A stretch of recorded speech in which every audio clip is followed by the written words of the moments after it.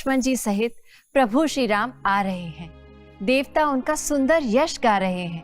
ये वचन सुनते ही भरत जी सारे दुख भूल गए, जैसे प्यासा आदमी अमृत पाकर प्यास के दुख को भूल जाता है। भरत जी ने पूछा, हे तात, तुम कौन हो और कहां से आए हो, जो तुमने मुझको ये परम प्रिय अत्यंत आनंद देने वाले वचन सुनाए। श्री हनुमान जी ने कहा, हे कृपा निधान, सुनिए, मैं पवन पुत्र वानर हनुमान हूँ। सुनते ही भरत जी ने उन्हें हृदय से लगा लिया।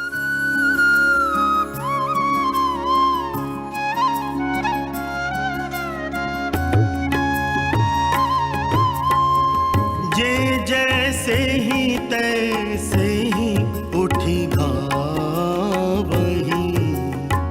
बाल वृद्ध कहाँ संगन लावही। अवधपुरी प्रभु आवत जानी, भई सकल शोभा कै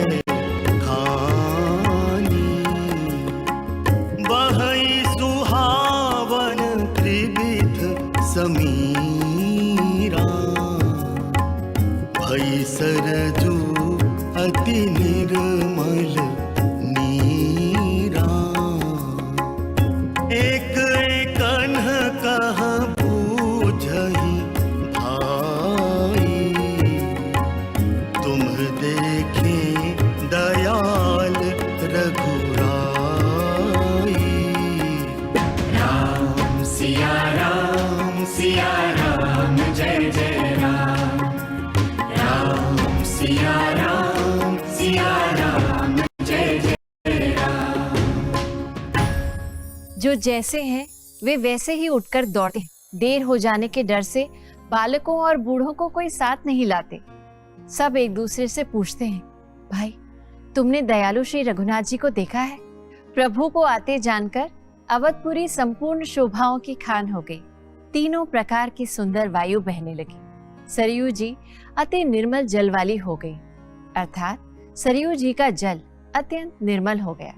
इधर विमान से भगवान राम जी अपना अयोध्या धाम अपने संगी साथियों को दिखा रहे।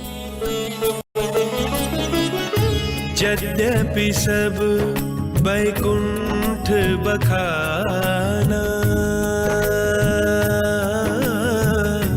वेद पुराण विदित जगु जाना। अवधपुरी सम प्रिय नहीं सो,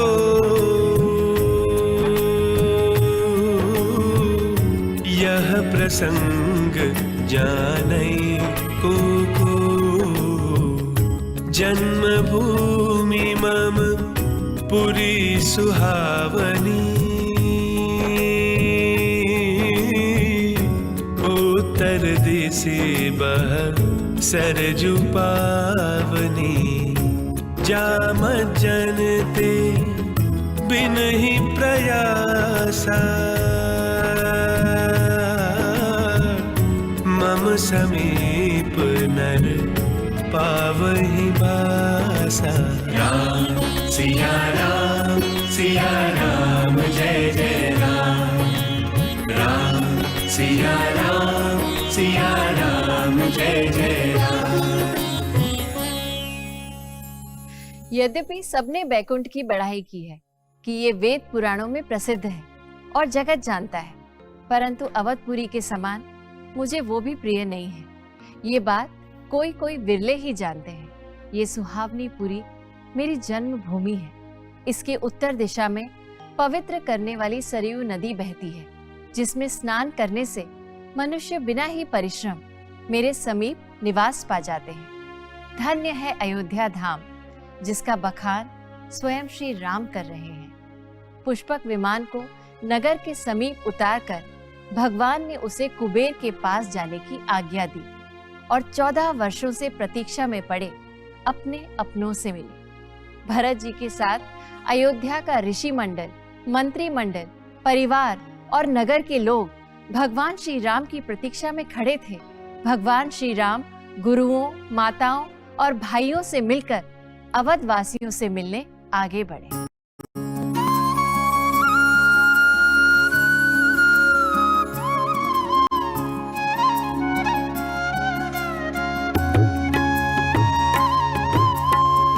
प्रेमातुर सब लोग निहारी, कौतुक कीन्ह कृपाल खरारी। अमित रूप प्रगटे तेहि काला, जथा जोग मिले सब ही कृपाला। कृपा दृष्टि रघुबीर बिलो की, किए सकल नर नारी बिसो की। छन मही सब ही मिले भगवाना, उमा मरम यह काहू न जाना। राम सिया राम जय जय राम। राम सिया राम जय जय राम। प्रभु को देखकर सारे अयोध्यावासी हर्षित हो गए। वियोग से उत्पन्न सब दुख नष्ट हो गए। सब लोगों को प्रेम विह्वल और मिलने के लिए अत्यंत आतुर देखकर घर के शत्रु कृपालु श्री राम जी ने एक चमत्कार किया। उसी समय कृपालु श्री राम जी असंख्य रूपों में प्रकट हो गए और सबसे एक ही साथ यथा योग्य मिले। श्री रघुवीर ने कृपा की दृष्टि से देखकर सब नर नारियों का शोक दूर कर दिया। भगवान क्षण मात्र में सबसे मिले। हे उमा, ये रहस्य किसी ने नहीं जाना।